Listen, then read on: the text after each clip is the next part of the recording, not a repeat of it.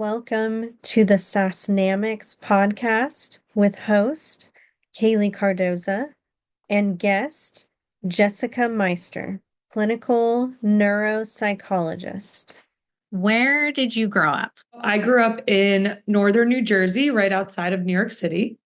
About 20 minutes, depends on traffic. So very much the city life has, and was it a subdivision? Was it, more like, did you have a backyard?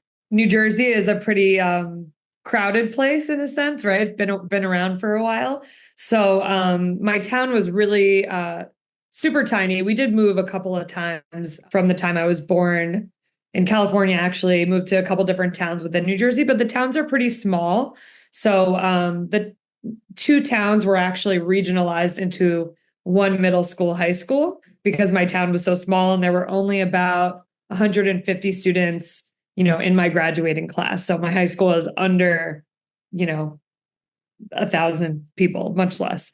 So it's pretty small. I lived in a townhouse. So it was sort of like a subdivision, a little community of townhouses. We had a tiny backyard. We had green spaces. We had parks. We had a pool, in the community. We had tennis courts. So it was a really fun place to live suburban life and ride bikes and all of that. And then at the same time, like all of our field trips in school were New York City.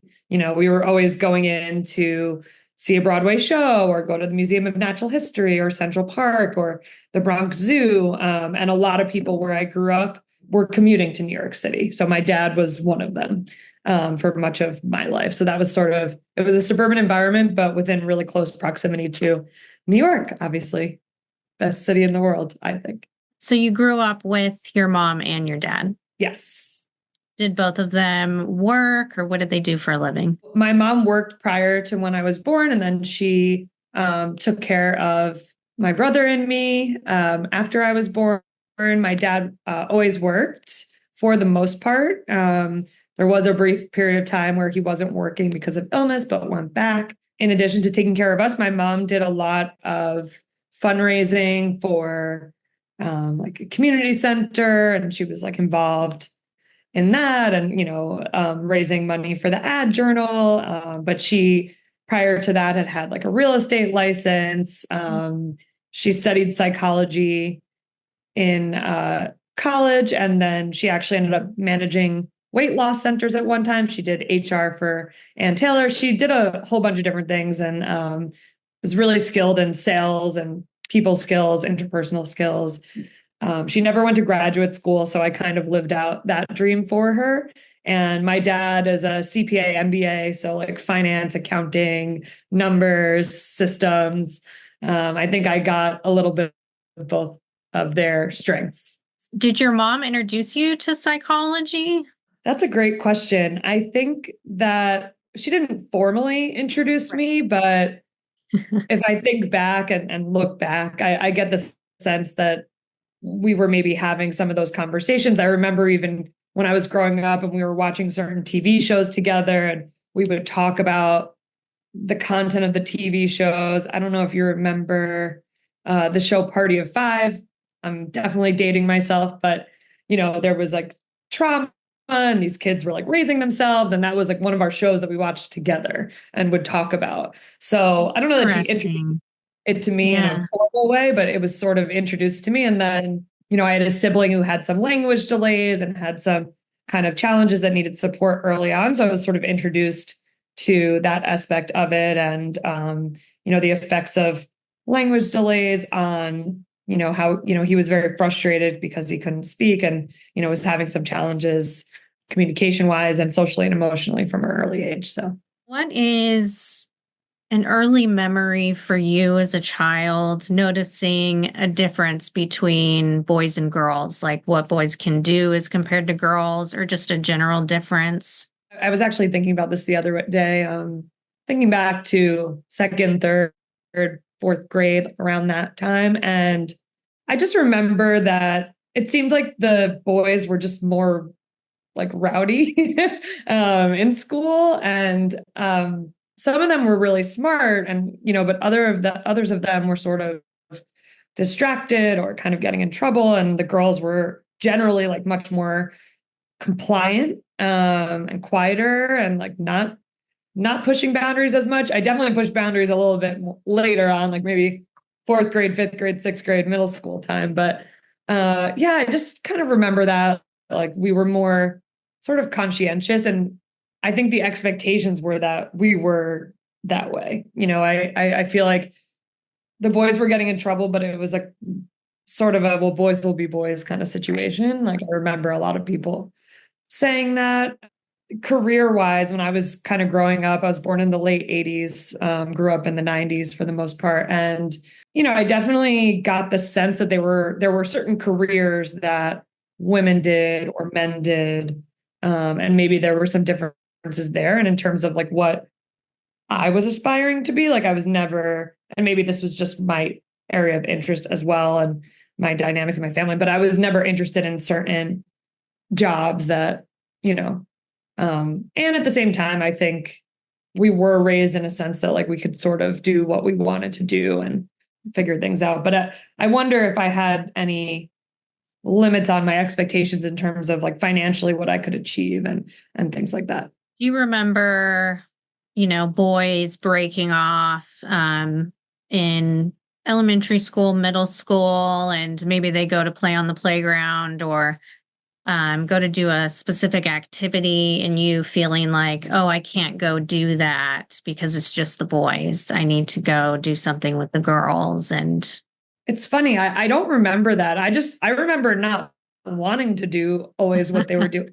Either I didn't want to do what they were doing. Like I never wanted to play like an organized sport during recess. I wanted to go on the swings. I wanted to play hopscotch. I wanted to draw with chalk or like pick up, centipedes from the tree. And I can't believe I used to touch bugs as a general rule. I'm such a city person. But yeah, I kind of remember that. And then on the other hand, within my community where I lived in the townhouse community, there weren't that many girls. So I was sort of hanging out always with the boys. And they probably thought I was annoying, but also liked having me around because I was like entertaining. But I remember doing cartwheels in the middle of their sports games on the field. And but I also, I had a little brother and I liked a lot of the things the boys were doing and I liked playing with them. I played a ton of video games, Nintendo, Sega, Game Boy. Like I was very into all of that. I played with Matchbox cards with my brother. I had a like football card, baseball card, and Pokemon card collection. So I had a lot of varied interests. Like I also had dolls and Barbies and kind of art supplies and some of the more like traditional girl things. But yeah, I don't know. I think I sort of, when I wanted to integrate with them, I did it in my own way. I didn't feel excluded, I guess. do you remember your parents talking to you at all? Like maybe your mom telling you, hey, you need to learn how to cook, or your dad kind of saying, oh, this is what the guys are going to do, and kind of pushing you in any direction? Or were they very open with you, didn't put any gender biases on you growing up?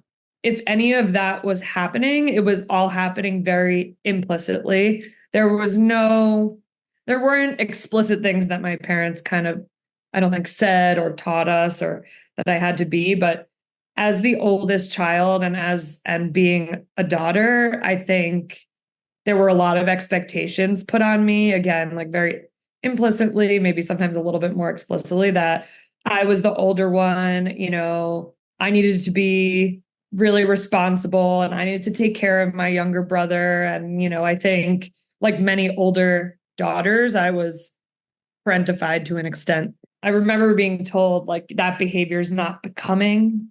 And I never heard them say that to my brother. Like that was like a very clear, I think, gender expectation in terms of my behavior. Like if I was, they said sometimes I was contrary or I was oppositional.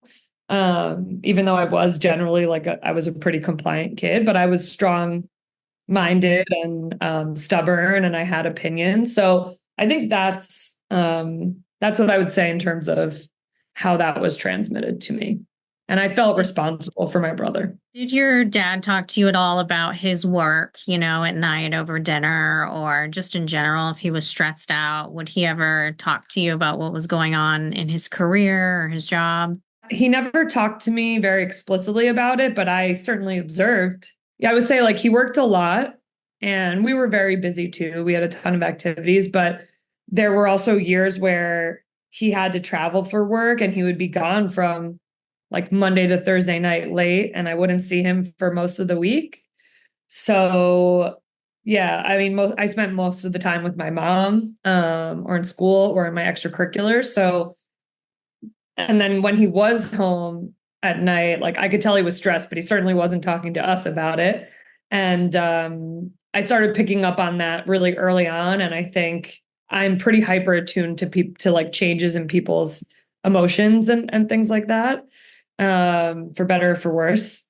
And yeah, on the weekends, like I just remember I think he just like didn't want to deal with work. He didn't want to deal with any issues with us.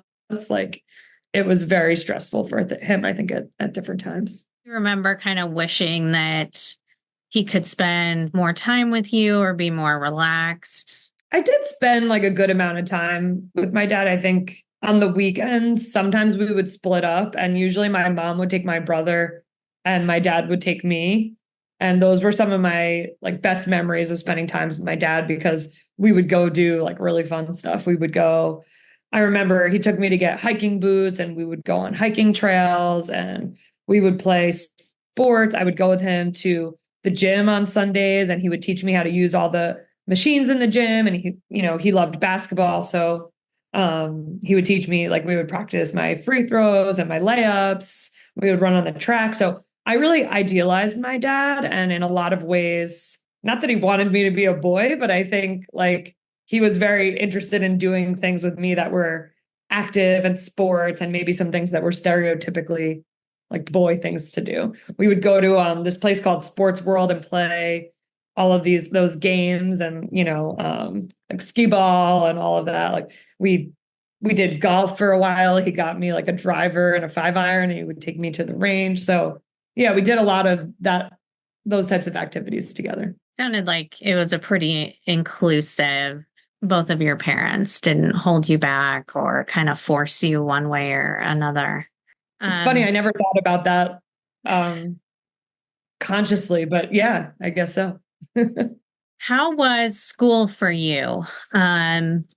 Elementary school and then going into high school. Was it difficult? Did you hate it? Was it easier, but it wasn't your favorite? I loved school. For the most part. Obviously, there were positives and negatives. When I went to a very small preschool that I really liked, and it was like super nurturing, and I loved it there, and I loved all the activities we got to do. And we did everything. Like we did art, we did pottery, we did karate, swimming, sports, computers, like the beginning of computers, whatever that looked like back then. I remember really liking that. And then I ended up going to this public school for kindergarten, first grade that was pretty big in more of like an urban area. And it was a little bit chaotic from what I recall. And it was one of those, probably a remnant of like a 70s classroom that was like, or 60s, 70s classroom with like retractable walls. And I don't know, I just remember it being very noisy. And I was sort of in the minority there in terms of my cultural, like religious background and everything. So I didn't love that environment. It was too chaotic. And then we moved to the town where I spent most of my childhood in, different public school system, still like cultural minority in that environment. And I remember at first it was tricky. And maybe I was like behind because I was transferring school districts and they were pulling me out for math and kind of getting me up to speed. And I remember feeling like, wow, I must be stupid. Like, and I was a lot less self-assured, even though my parents don't believe me. Like, they're like, what are you talking about? I was like, no, I was really self-conscious. I was very socially anxious as a kid. They don't believe me. But I remember inside, I probably didn't talk about it or express it. I just kind of white knuckled it. But I remember that was hard. But after I was there for like a year and a half, I started making friends. I had the most amazing third grade teacher, Mrs. Rosenberg, who like changed my life. And she just instilled so much more confidence in me, and that I was a good student and that I was smart. And I was extremely conscientious, just probably talked too much sometimes, which I still do. And then, yeah, I was an excellent student. And of course, school was stressful. Yeah, I was a very good student, and I was in a very small community. So I ended up being a pretty big fish in a small pond in high school. You went from a very nurturing environment, which you seem to prefer, to just the chaos. And you probably felt like, I don't know if these people know what they're doing, much less how am I supposed to? Um, so your teacher, Miss Rosenberg, do you remember something that she did or said to you that just instantly put you at ease? I mean, first of all, she was a very experienced teacher. Probably when I had her, she must have been in her 60s. She was a highly experienced teacher. She had control. She was structured, but she was very warm, you know? She just had a warm way about her. And the best thing she did, and I'll never forget this, but she had this project that we did called VIP of the Week. And every week, a different student. I know this sounds so silly, but it really made such a big difference to me at that time. Every week, a different student in the class was the VIP. And basically, you would make this visual with like pictures about like who you are in your life and your family and all about you. And it would say like Jessica is the VIP of the week, and she would hang it at the front of the classroom, and you would present on it, and everybody would ask you questions. And it was just this moment to like express who you are and share who you are with other students, and to feel like really proud of who you are. And I don't know, like that just, I remember we like went to Staples and got it all laminated, and like, that really was special to me. And then we did this other project. It had to do with learning about like the desert or something. And I made this really creative booklet, like brochure for a saguaro cactus hotel. And I don't know, my parents, I remember, thought it was like really cute, and I did really well in it. And I just remember she really highlighted for me like what I did well at and what were my strengths, and kind of brought to the forefront like, oh, maybe I'm not as bad as I thought, or maybe I am, maybe I'm not stupid. So It's like I started to change my thought process on that. she allowed you to celebrate yourself, and probably taught all of her students that it's okay to celebrate yourself and that you're special, you're unique. It's not about you comparing yourself to the other students. You're very special and 100%. unique. Yeah. Well, that's great. Why do you think you got into psychology? So I think along the way, I was always interested in people, what they were feeling, how they were thinking, what type of family environment they grew up with. I was trying to figure out what was going on in my family environment, because there were these underlying tensions and issues and challenges raising my brother, things in my, like extended family members who were maybe struggling with their mental health, but it wasn't discussed openly. There were all these things that I was just like so curious about, and I was trying to figure out, but nobody was telling me directly. I felt, I was sort of investigating on my own. And then, I wanted to know what it was like in other people's houses. Like, am I different? Are we different? Is this normal? Is this not normal? So I would spend a lot of time at other people's houses, like analyzing and observing my friends and their families and their interactions and just different cultural norms. I was fascinated by all of this. And eventually I did figure out like those family members who were different. I figured it out. And eventually my mom, I think, told me, but, and there were a lot of things about my parents' history that I didn't know until much, much later. But somehow it got transmitted to me in some kind of intergenerational process, like without me, without conscious awareness. And then in high school, I remember in English, we read Catcher in the Rye, and I did a psychoanalysis of the main character, Holden Caulfield, and we analyzed The Matrix, the movie, and I just remember being super interested in having this kind of analytical lens in even literature. And then I was able to take an AP psychology class, and I was fascinated by this. I just wanted to learn all about it. And so, yeah, I was just kind of always interested in it. And, unofficially, I was mediating a lot of peer like issues going on in my dance company. People would always talk to me. They would disclose things to me. They felt, I guess, comfortable doing that. I had a lot of different types of people in my life and different people I interacted with. So yeah. And then, I was always interested in kind of helping. Like at first I thought maybe I'll be a teacher, maybe I'll be a guidance counselor, maybe I'll be a school social worker. Um, well, before that, it was I wanted to be a Rockette or on Broadway, but we'll just push that to the side because figured out quickly that wasn't going to probably happen. But yeah, so then I always thought I would study psychology in college, and then I loved it, but it was hard at first. Transitioning to college, I felt kind of behind. I struggled. I don't think I had all of the right skills, and that was like really rough the first semester, but I came around. You mean all the right skills, as in, did you kind of get the feeling that you did when you went from the smaller, more nurturing school to the big, chaotic, maybe they don't know what they're doing school? Did you get that same feeling, or was it more you actually weren't prepared? Or It's funny, I never made that connection.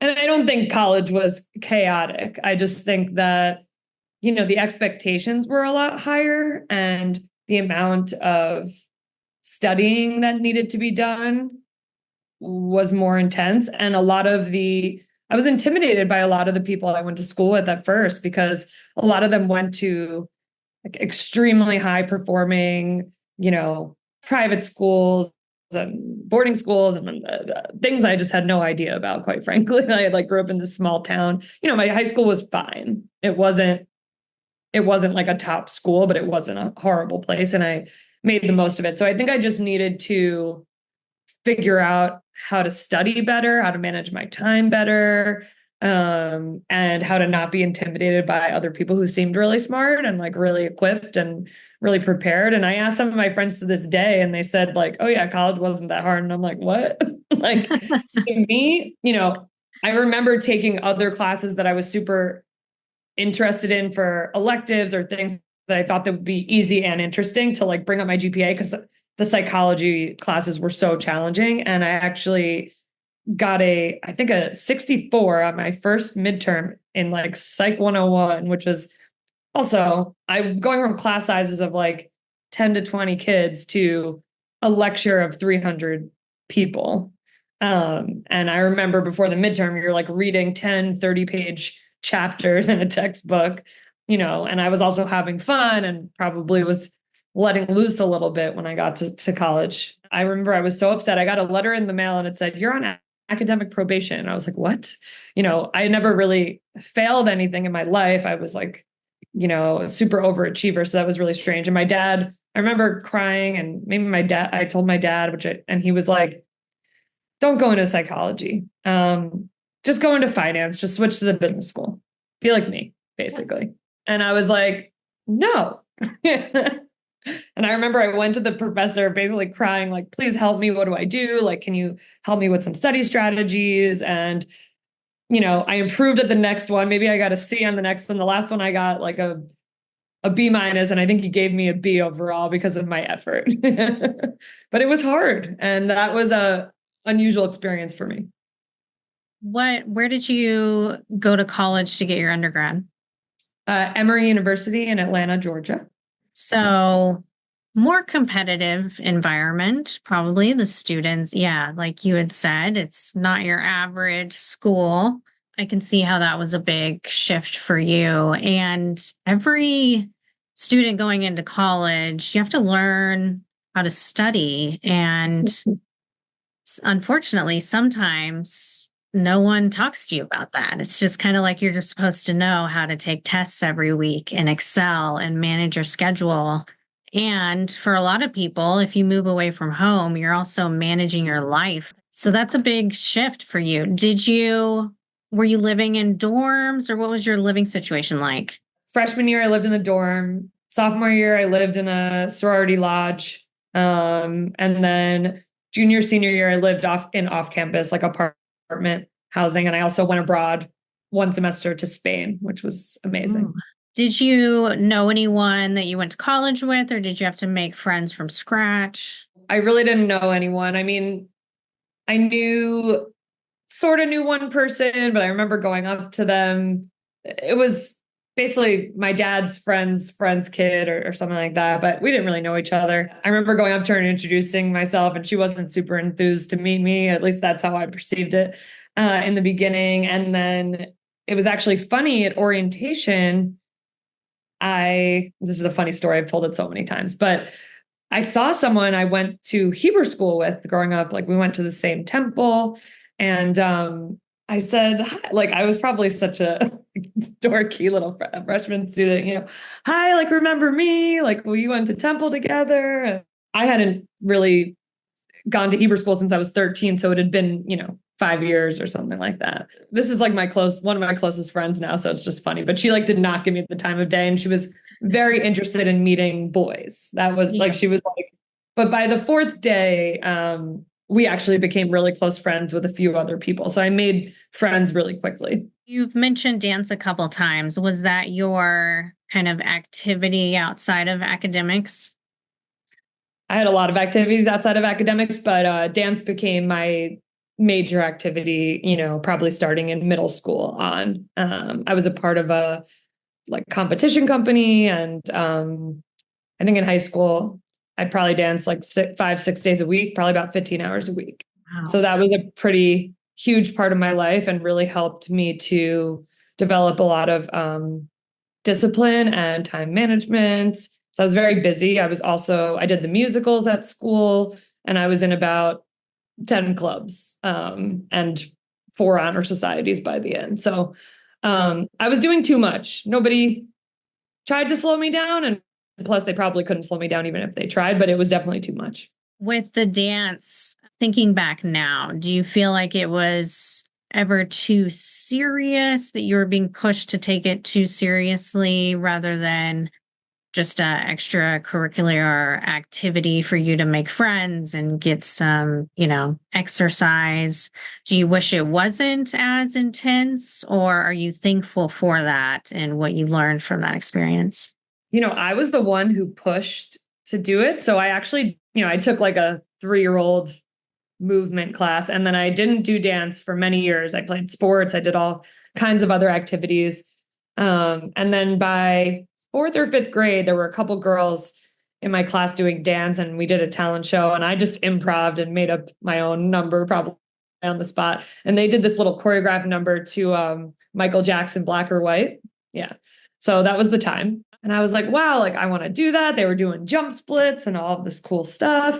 So I said, Mom, I really want to try dance. So I remember she signed me up for a class. But I was really behind. Like I had missed, most people dance from like, 3-4 years on. I was behind in my technique. I was behind in the whole culture of the studio. Like I just didn't know what was going on. So, and they had this competition company, and they would have auditions every year. In order to get ready for that, I had to take private lessons. I had to and that was all me. Like my parents didn't push me to do that. I was like, I want to do this. I want to get into the company. It was probably the first time in my life that I really had a goal and that I wanted to really achieve something and like set my mind to it and commit to it. So I don't see any negative to that, at least initially. I think once I joined the company, I mean, yeah, it was intense. It was serious. Like looking back, I'm like, what the heck? Like, wow, like that, they were, they did push us, but I pushed myself. So I really don't regret it. I think it was really beneficial for me. And I mean, I guess I'm a pretty intense, person. When I set my mind to something and I commit to something, I'm either not in or I'm in like 200%. That's just how I am with everything. Although over time I'm trying to pull back and just be okay with not pushing, but it is I took it so seriously. I'm sure there were many times where my parents were like, it's just Relax. Yeah. like relax. But don't tell me to relax, first of all. But I don't relax is not my middle name. So I think my parents knew better than to like question me, because that would even make me more kind of stubborn. But yeah, there were parts of it that I think were probably too intense, and at the same time helped me to become the person I am and to be successful in other ways in my life. So it's mixed, I guess.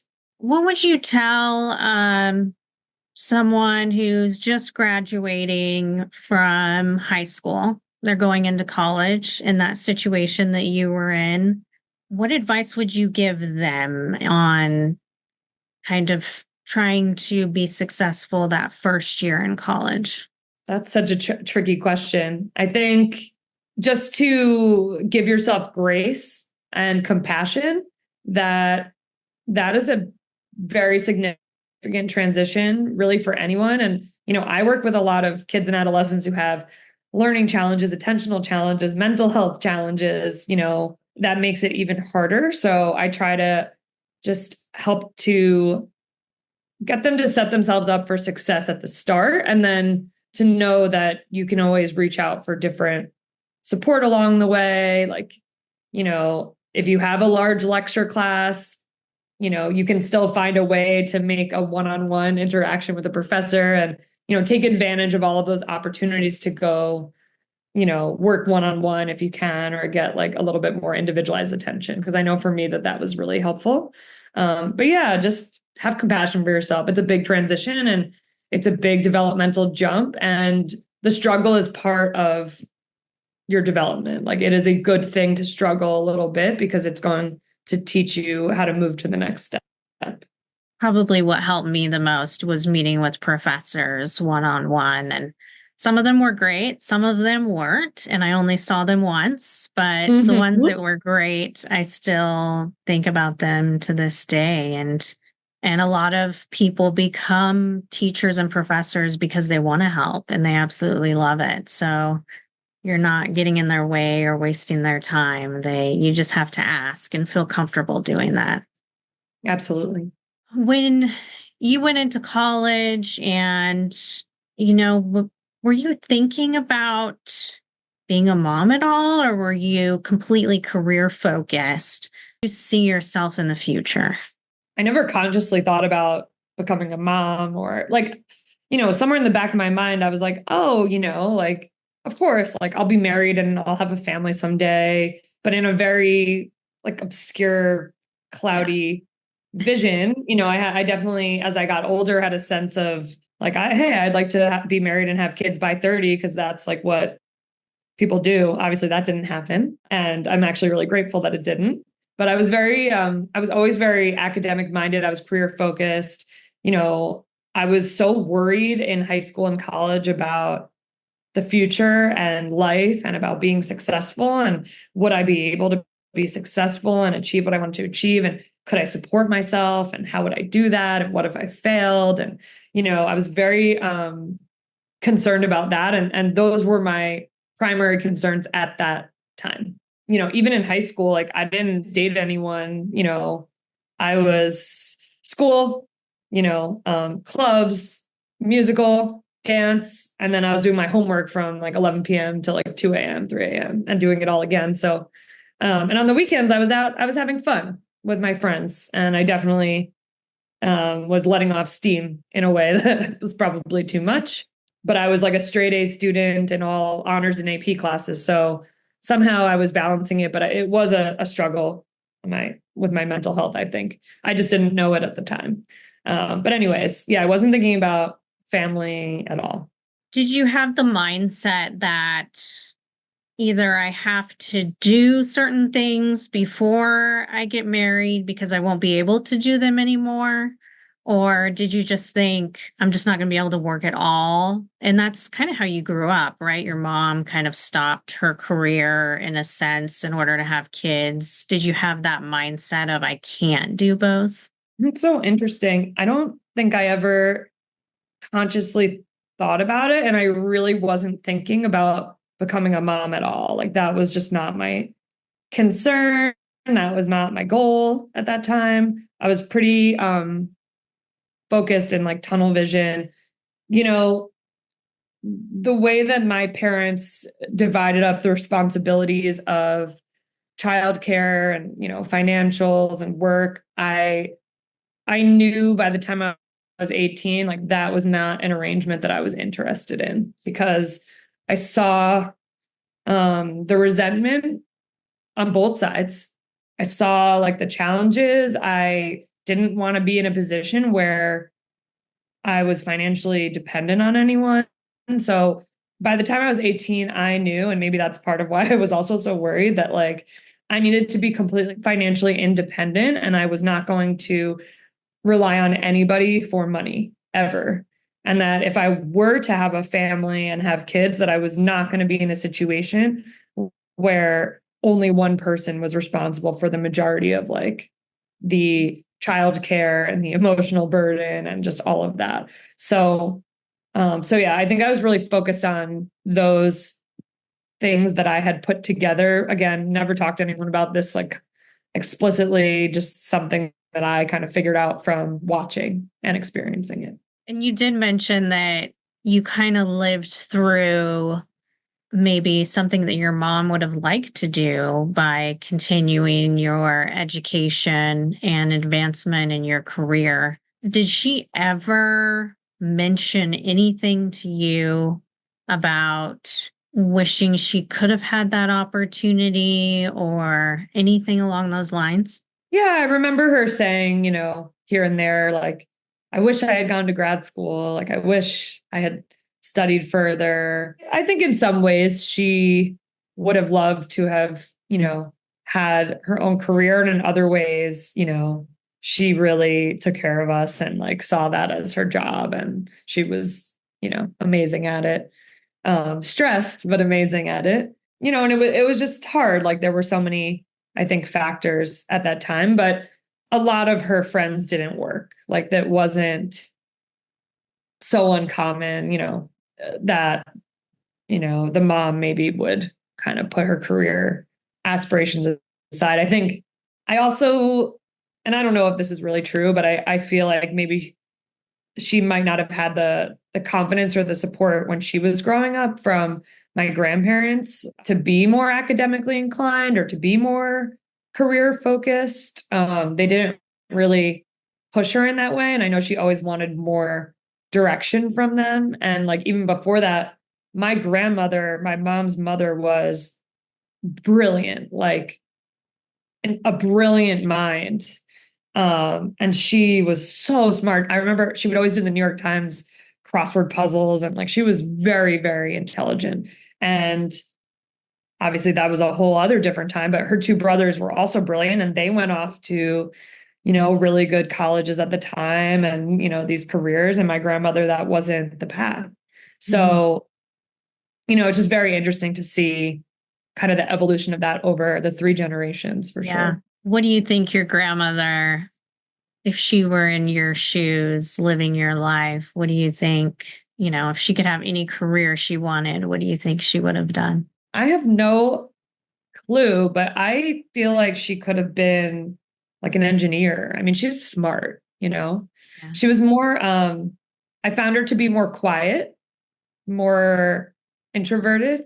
I mean, this was at the time I knew her and she passed away when I was younger, but, she loved to play card games and poker. She had like a little poker Game Boy, I used to call it. And, she taught me how to play solitaire and free cell and hearts. And like, she just loved, and she also just loved, like problem solving strategy games and all of that. Like she could have done something really cool, but she also socialized, but I saw her as more quiet, less of a people person than me, maybe. Critical thinking, trying to figure it out. You're kind of a combination of, extrovert, you're okay reaching out to people, but you have that same, I want to observe this, what's going on, how can we make this better? That same kind of critical thinking, problem solving mindset. You've been incredibly successful in your career. And I mean, the number of jobs you've had in the different areas that you've worked. But what are you specializing in now? And how did you kind of come to that conclusion that you wanted to spend more time in that area? When I was graduating from college, I was naturally another transition point, very stressed out, I really didn't know what I wanted to do next. I wasn't ready to apply to graduate school. I wanted to take a little time off and, do some soul searching, so to speak, and kind of figure it out. But I was freaking out, absolutely freaking out. But I think someone like me, like I do so well with structure, and it's just, okay, this is the next step, and you do the next thing. And like, I'm very good at following directions, right? Go to the next. So college is over, and it's like, whoa. My mom actually said to me, and she definitely regrets it, but it was probably one of the more painful things she said. She said, did we just waste like $200,000 on you?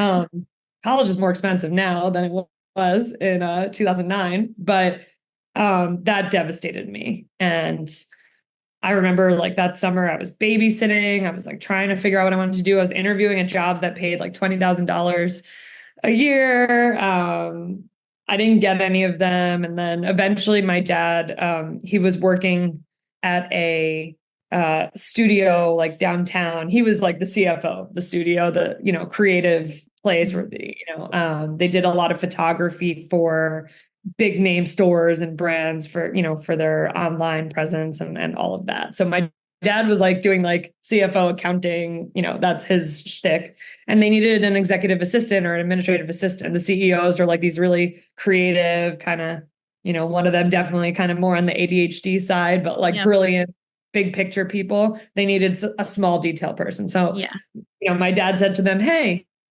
I have someone for the role. And they said, who? They were so excited. And he's like, my daughter. And they were like, oh God, this is not good.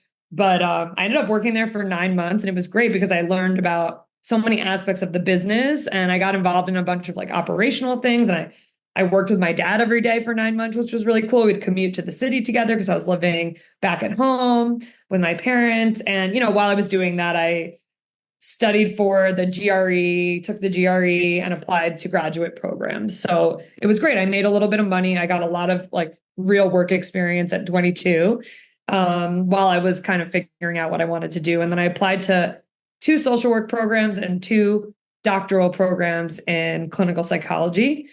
And I remember I knew how to study by then, and I had no job before I took the GRE. So I studied 30 days straight for 8 hours a day. So when I say I'm kind of an intense person, I think you're getting the gist. I learned 1,000 words. I did even better on the GRE than I did on the SAT, which I probably didn't even study for enough, So I did well, and I was like, okay, like if I do well on the GRE, then I'll go back to graduate school. It was very backwards, And I was like, okay, I guess I did well on the GRE. I should probably go back to school. So I applied to these programs, and then I end up getting into all of the programs that I applied to. So I knew I was like on the right path because I really only applied to 4 places, which is not a lot in the world of graduate school. And social work programs are 2 years. Doctoral programs are about 5 years at least.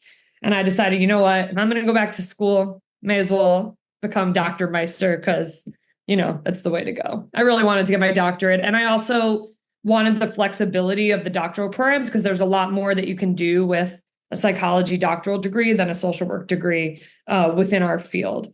So I enrolled in a program in New York City. It trained me in both school psychology and clinical child, family, adolescent psychology. And it was great because I knew what I was going to do for the next 5 years. I'm like, I'm good. Another structured moment. And I really loved graduate school. I think academically it was much easier than Emory was, but it was also much more clinical and practical and hands-on and less theoretical, more experiential, which I loved because I was actually getting to do the work and having all these great experiences. But I thought I was going to mostly be doing therapy by the time I finished. And my residency year, they call it an internship, but it's basically like a medical residency, was a full-time position at very challenging place to work.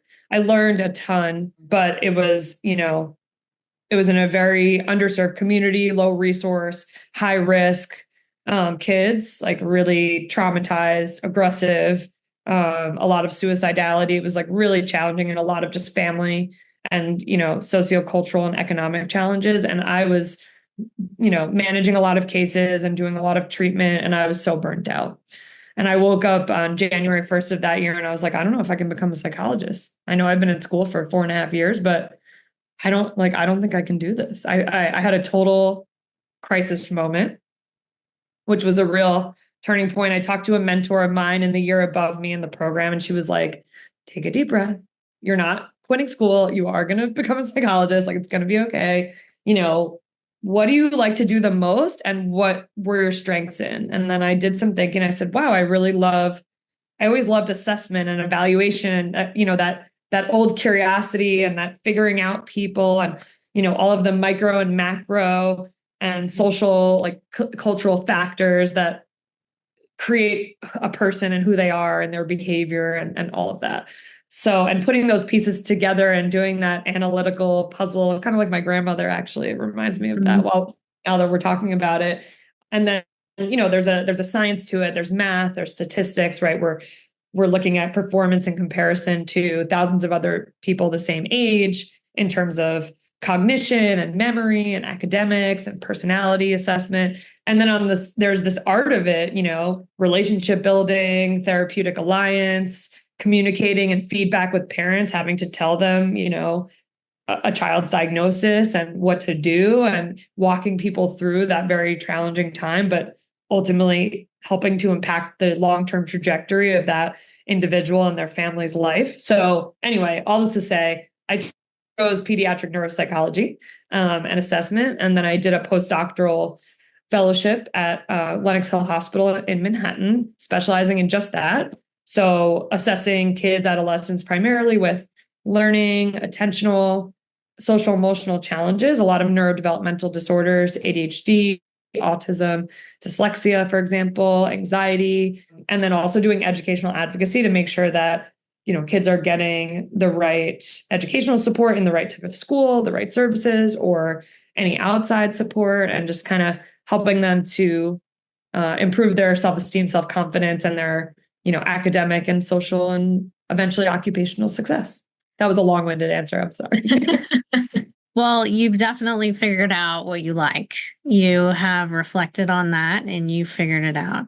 When you graduated with your undergraduate, and I'm wondering how much that job that you had as an executive assistant influenced you in going back to college. And so I think at that time, I think you wanted to, but maybe you were questioning whether that made sense for you, whether you could get through school. And that job seemed to have given you quite a bit of confidence and maybe made you feel more capable.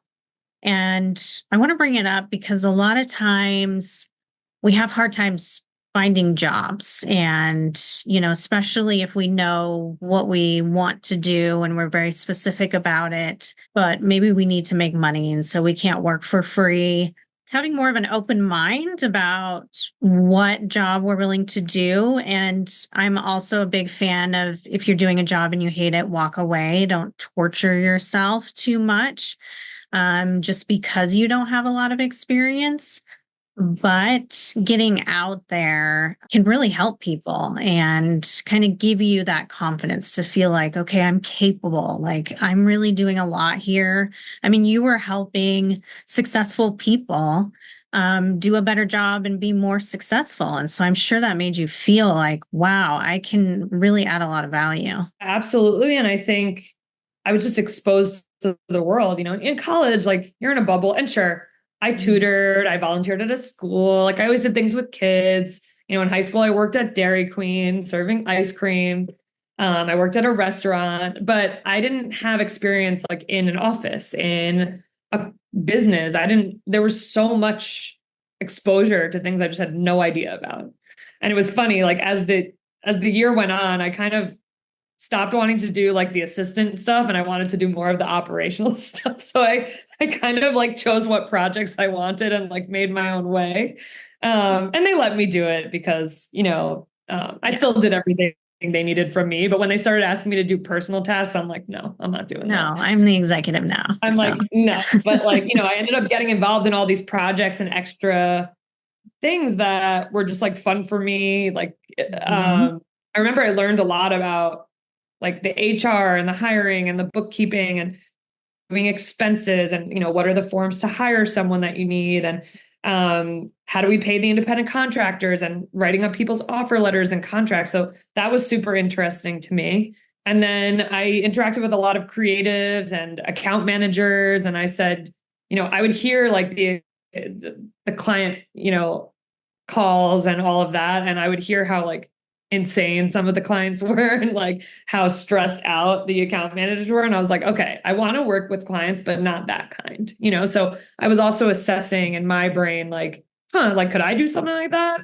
And I'm like, no, that like, I want to be, it really solidified for me that while what they were doing was very cool and amazing, and sometimes celebrities would come in for a photo shoot and all of this, like it was a cool place to work as a 22-year-old, but I was like, I know I need to do something that's more meaningful to me in terms of like making a difference in people's lives. Cause that was always kind of a core value that I had, and that I wanted to do well and support myself, but I also wanted to do good. And that wasn't as good in my opinion.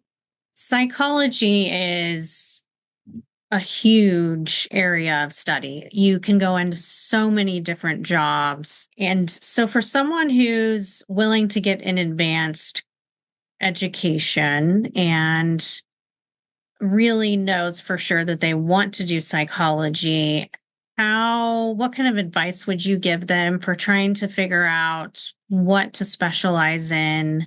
I've heard from a few people who work in the field, oftentimes the jobs that they had at the beginning of their career were a little traumatic. And so it took them some time and them questioning whether they still wanted to do psychology in order to kind of find the areas that fit them best. So what advice would you give someone so that they don't have to go through too much trauma in order to figure that out? And that does happen. And that, even a friend of mine, like she ended up going to a clinical social work program at NYU and just was like, I can't do this. It's not for me. And she went back into like fundraising and, and it was too intense because, what happens is when you're early in your training career, the positions that you're normally doing those practicum experiences in, and those are, in places where they'll work with students, right? So, it's free therapy. I mean, I worked with teenagers who couldn't read in the Bronx. Then I worked in a place called New York Center for Children. Actually, my stepmom is now on the board, so I still get to interact with them, which is really cool. But they provide free therapy to children and adolescents who have experienced abuse, neglect, domestic violence, like other traumatic experiences. And so yeah, it is like they call it secondary trauma. It's literally a whole field of study. And I just remember the first day working there and I got all of it wasn't digital back then. It was like physical case files. And I remember reading through all my cases and all of their history and all of their trauma. And I couldn't leave. Like I stayed really late because I felt like so, and it was, in the beginning, it was very hard to separate from that, but it was really what I wanted to do. So I just kind of pushed through. And I think one of my recommendations is to try to get as many different experiences as possible in different types of environments, because that, even if you're in an environment that you don't like, it's not a great quality of life, or you are feeling burnt out like I was, that's information. That's a teaching moment to say, like, I think I need to reevaluate, like, am I going to have the quality of life that I have? Like, can I take care of myself and have the life that I want if I'm working and working this way? And, is this the type of stress level that is okay for me? And everybody has a different capacity. But for me, I was like, okay, I need to set a boundary here. Like, this is like, I think this is beyond my capability. And I just need to push through the rest of this year. I just need to finish the program out strong. But in the process of that, I need to think about what is my next step in a direction that, is going to be better for me, and honing in on all of my strengths, gaining more skills, having a quality of life, living by my values, so I think just be open-minded with the experiences. Like, don't quit too quickly, but definitely take in all of the data and how you're feeling as information so that you don't stay in a situation that is untenable for you for the long term. I think what's hard about social work programs, they're only like 2 years, so you don't have as much time versus a doctoral program. You have like 4 or 5 different practicum experiences every year. You go to a different place. So I was in such different environments and such different supervisors. And, I was in a school, I was in an outpatient clinic, I was in a nonprofit. So some people go to hospitals or private practices, and you can kind of see the different environments that you could potentially work in. I have a lot of interns and students now who want to see what I do and what it's like to be in private practice for pediatric neuropsychology in New York City. And they shadow me and see like how I live and what my day-to-day looks like. And I think that's sometimes they're even college students I take on because they just want to know, like, I didn't know what it meant to become a psychologist before I applied. I had no idea what that really meant. Internship experiences, to try to talk to people, like anyone that you know, or if you go on LinkedIn and you saw like, oh, someone in my sorority or who I went to college with is, people reach out to me all the time and I pretty much take all of the calls. I like mentoring people. I know that I spoke to a lot of people who mentored me. And even if it's something that you're not sure you'd want to do, it's always good to hear what people are doing and what opportunities are available, and talk to people who are in those programs. Like, reach out, do the research, just, you you kind of have to, for me, like, see it and feel it as much as you can beforehand. Although I really didn't when I started. So I just got lucky. Any tips for evaluating people who are giving you advice when you're, trying to figure out, say, if you would like a specific job and you could get bad advice, or maybe you're talking to someone that absolutely hates it and they just tell you the negatives. As a young adult, sometimes it can be hard to figure out, is this really a terrible job? Because you don't have that confidence maybe yet in yourself to say, oh, this person just doesn't like their job. What tip would you give to help someone get the best advice? First of all, just to know that everything that everyone says or any advice anyone has, whether it's about work or a relationship or really any decision, like what skincare product they use, is from their own perspective. And everyone has their own unique perspective. And there's no one perspective is really right or wrong per se. It's just that's their opinion, right? Or that's their perspective. And so I think we just, when we take in information and advice from other people, we need to take it with a grain of salt.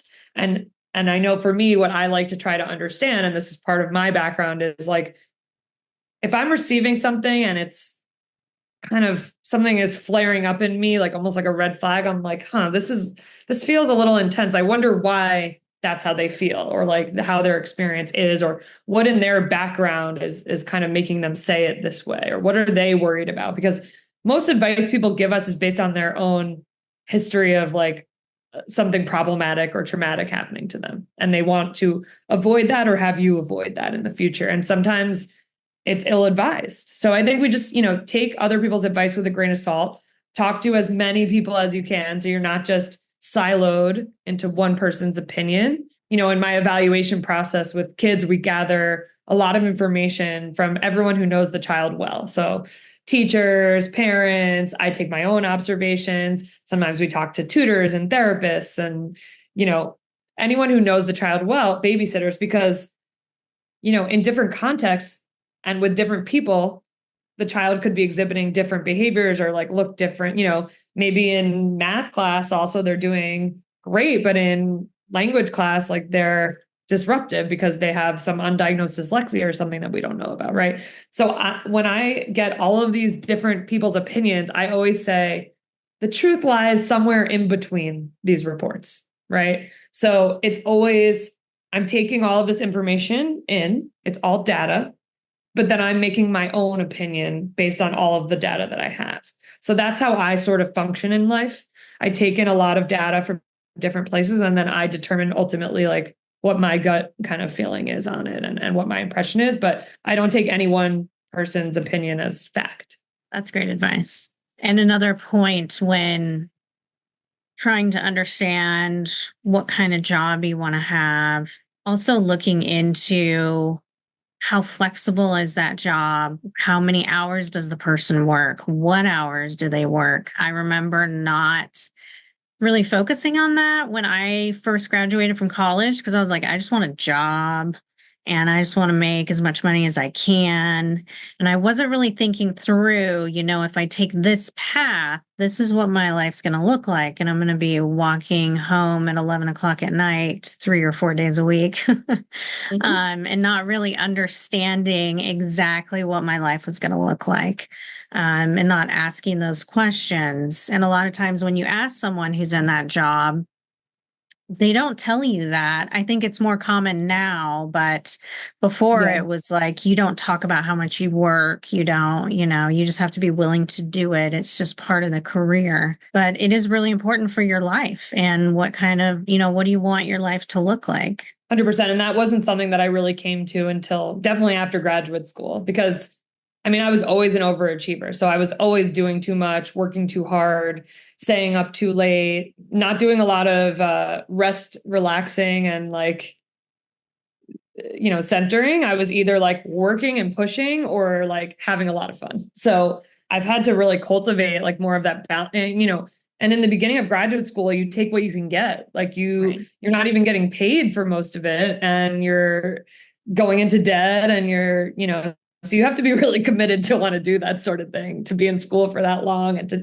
I'm still paying off my loans. I'll be paying them up for a long time, but it was worth it for me. But other people dropped out. They drop out of the program if they're, it's too much. But yeah, no, I was taking what could get. I was taking on extra. I wasn't getting paid a thing. Like I just wanted to be the best that I could at that thing, and, get good reviews and recommendations, and everything was always, you're trying to perform for the next step so that you can get hired for the next role or the next job or the next thing.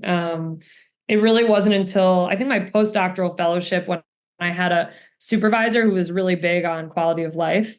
And that was just such a breath of fresh air after the year I had before, where literally I didn't have time to like eat, use the bathroom, or like take a breath. And I was getting home really late. You can ask my mom. I probably called her crying most nights from, a train platform, and it was a long commute, and I was just a stress ball, and I wasn't taking care of myself. I gained a bunch of weight. Like it was not a good, I was barely sleeping. And so on postdoc, my supervisor was like, look, like you need to leave here at 5. Like, don't, whatever, what are you doing for fun? And he would take us out on fun events as a team, and we'd travel to conferences together. And I was like, oh, like, this is interesting. Yeah. And then I think after you graduate and after you have more experience, then of course you can start. And then by this point, I'm like 30 years old. So I'm not like a 20 something anymore, but you start really thinking about like, wait, what are my hours going to be and what are my expectations? And, learning to try to negotiate. Like that was never something that I would have been able to do, like salary negotiations or anything. I can't even imagine. I mean, had I continued with work and not school, like I don't know what that would have looked like. But one of the other big reasons why I went back to school was because I was very concerned about the trajectory of like job and career if I didn't go back to school, because, I didn't want to end up in a situation where I was like stuck making $50,000 a year. Like that was not going to, I was not going to achieve my goal of financial independence doing that. And like, I didn't know how I would progress and just what that would look like. And it was just so uncertain. And I said, you know what? If I go back to school and I get my doctoral degree, I'll always have my doctorate. Psychology is much needed. It's even more needed now than when I graduated in 2015. So, as I like to say, it's like recession proof, pandemic proof. Like it's kind of everything proof, especially with kids. So, I knew I needed to get a degree behind it so that I would have this like sort of solid status, and I knew I would be able to make a decent enough living to support myself. I remember I had this moment because I was raised to be a workaholic, basically. And I think that was a lot of our parents' generation was work until you get, you have your pension and you stay at the same company forever and you don't ask any questions or ask for a promotion. It was a very different world then. And I remember in college was the first time that I had ever even thought that you could be successful and healthy. For some reason, I thought I had to be exhausted and look like a complete disaster in order to be successful. And there are times during your career in college when you're starting to work, there's going to be rough, might call them seasons or semesters or years where it really pays off to put in that extra effort for a short period of time. If you can, if that's sustainable for you for X amount of months, and you're comfortable with that. But I remember the first time that I really sat back and thought, oh, I can accomplish a lot and still work out every day. And, I might work 7 days a week, but not all day. I can fit in an hour workout. I can go to dinner with friends. And maybe I don't work all day on the weekends. And then maybe I don't work overtime during the week. And you can Yep. spread it out and you just get smarter. But I wish I would have known that sooner. I remember it taking years for that to sink in and for me to be comfortable with that. And I was shocked at what I could accomplish and still have a healthier life, Yeah, and be a healthier person. absolutely. I think, yeah, I definitely wish I would have known that sooner. And at the same time, I'm like, how would I have done it? I don't know. It really took time to really figure that out, like getting into my 30s. And it's still like, I think it's a permanent thing to work on, right? Because now that I have my own business, especially, like there's always work I could or should be doing. So if I'm not working, I'm choosing not to work. And of course, like I love being a small business owner. Like I love the flexibility. I love kind of doing my own thing and paving my own way and creating opportunities for other people. But you're always sort of on. You have to like learn how to actually like turn off your brain. Like, okay, like now I'm going to check out and go to my dance class, go to my yoga class, go work out with my trainer, go be with my friends. And, but I do like the flexibility of saying like last Wednesday, I like got my hair cut and took time off and didn't really do much. And then, on the weekend, I have to work more, so being able to balance that, but having the flexibility to do that, I feel for me is really nice. And I do like, I have to get my workouts in every day, especially as I'm getting older. Like, I don't know about you, but like, I said to someone the other day, when did my back just start being stiff every day? Like when did that happen? But I think when I was younger, I also like, yes, I was exhausted and chronically stressed and my nervous system was completely out of whack. But I could run on little fumes now. Like No. as I'm getting older, like I can't run on low fumes. Like I need to sleep, I need to eat well, I need to exercise every day. Like I need to get up from my desk and walk around or do some cat cows or, So sometimes I find myself getting back on that spinning wheel and I have to consciously be like, I need to say no, I need to not take that on. Like I need to take vacation. And I think when I do have a family, that I am going to even have to adjust that even more so. And I'm already trying to set myself up in advance for what that's going to look like so that I can do it all. As usual, it'll always get done. But I hear from lots of other people that that's very challenging. Yeah. So things to come. Scheduling has helped me so much because if it was just, oh, I'll just go to the gym, I would never go. But if I have a class and I'm meeting friends there for yoga Yep. or something, you hold each other accountable and you end up going. And then it's more like I feel like, okay, I'm getting two things done at once. I'm meeting my friends and I'm working Exactly. out. And so now this is okay. Yeah. Yeah, I do the same. I mean, I have a community of people at, at the gym for yoga, at a different gym for dance. I've been dancing with these people like every Tuesday night at 6 p.m. for years. My teachers. So I love that part because you really can just also be in the moment and not be worrying or thinking about anything else in that moment. So it's really important to do that. I have a loaded question for you. It's more of a professional question. You work with children a lot. This isn't specific to children, just kind of in general.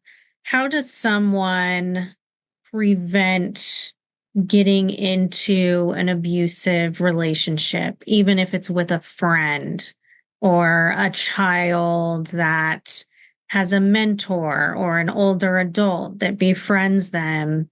And I'm not talking really young, old enough to critically think and kind of, what would you tell them or things to look out for or to try and prevent that from happening to someone?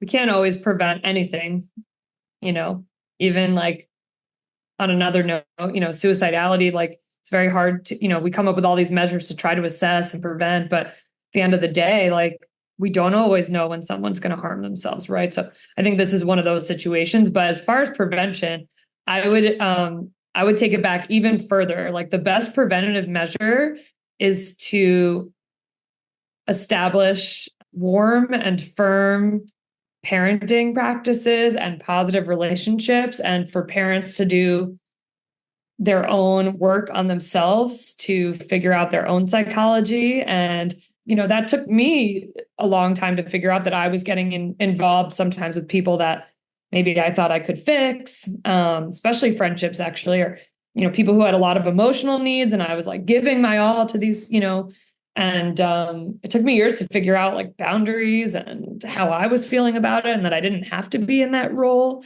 But that started in my family, right? I talked about my family role, that responsibility, that taking care of everyone, that making sure that everyone's okay and emotionally. So I think it starts like at the early family level, like the parent level of as an adult, like figure out, what pattern and tendencies that you've had, what might you inadvertently pass on implicitly to your child about boundaries and interactions and their like emotions. And I think we're doing a lot better now than when I was growing up, but just I don't think we had a lot of boundaries. Like I felt responsible for other people's feelings, and I was very much a people pleaser, and I was very conflict averse. So yeah, like I feel like I'm just lucky that nothing like horrific happened to me, because and I was really looking for a nice adult to listen and take me in, right? So it's kind of scary to think about, but I think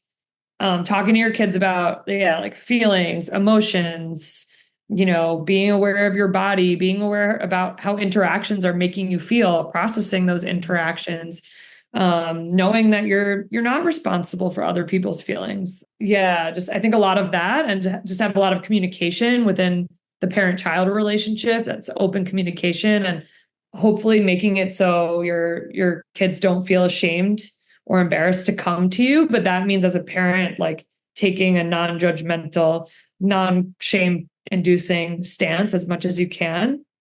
Obviously, we're not perfect, but I think that's where it starts, right? Because I think within family dynamics, like, or at least, recognizing, and I know like families I work with now, and kids who are, I can kind of see myself in them in some ways, and I'm able to kind of help the parents also to really acknowledge their kid in a way that maybe like I wasn't being acknowledged, that I was, and people pleasing behaviors and all of that, they get really reinforced because they're pro-social.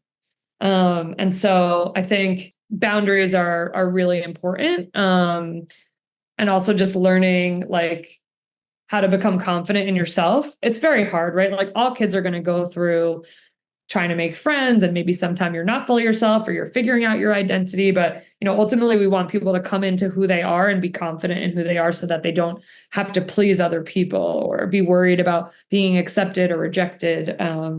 So I think that's where it starts. Just yeah. I was very much raised to be a people pleaser. I remember even telling my parents, "Oh, I don't really like that person." And when you're younger, you can't explain it. I remember sometimes even in high school, like I couldn't explain why I Feeling. didn't like someone, but I Yeah. didn't like them. And I remember my parents like getting mad at me for that. And, well, what did you do? Well, did you say hi? Did you introduce yourself? And it took a long time for me to realize that I deserve better. And that feeling that this person isn't good enough for me doesn't make me a bad person. Like, Yeah. I have really strong values. I wouldn't do some of the things that they do. And it took me so long to really believe that and to not feel guilty and feel like, oh, I need to be their friend. Like, I'm a bad person if I don't let them treat me poorly. Yep. I have to be there for them. And it probably is my fault. I probably said something and Hmm. yeah, so Yep. I And how can I get deserve them to better. like me now? Or how can Yes. I change their mind? And, I work a lot with like teenagers now. And I said, like, it's okay if you feel guilty that you don't want to be friends with this person who has no friends, or spend time with a family member who's very challenging and like creates like, like don't push away whatever, like don't push away the feeling that you're having. Just observe it. Like, you don't have to act on it. You don't have to do anything with it. Like, it's just a thought or it's just a feeling. And it's okay to have that feeling. Like, I think I felt like it wasn't okay to have whatever feeling I was having. So I would do all kinds of things to get rid of the feeling and like try to like make it nice and all better and like wrap it up in a nice bow, you know? Yep. Yep. We have a little bit of time left. So I want to get into your future. What are you excited about? You can be as specific or not as you want to be. If there's anything specifically that you're working on that you want to share, or just in general, what are you excited about in your life in the future? Yeah. So, as you know, I spent all of my 20s, basically most of my 20s in school.